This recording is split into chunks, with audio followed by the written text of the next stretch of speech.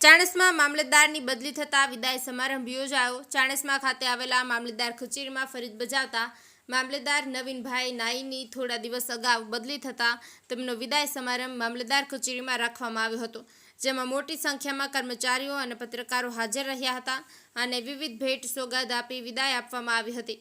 ચાણસ્મા મામલતદાર કચેરીમાં ફરજ બજાવતા મામલતદાર નવીનભાઈ નાઈની બદલી થતાં કલોલ ખાતે થતાં તેમનો વિદાય સમારંભ મામલતદાર કચેરીમાં રાખવામાં આવ્યો હતો। તેમાં મામલતદાર નવીનભાઈ નાઈ દ્વારા તમામનો આભાર વ્યક્ત કરવામાં આવ્યો હતો અને નવા આવેલા મામલતદારને પણ શુભેચ્છાઓ પાઠવી હતી। વિદાયમાં થઈ રહેલા મામલતદારને ઉપસ્થિત કર્મચારીઓ અને પત્રકારો દ્વારા ભેટ સોગાદ આપવામાં આવી હતી।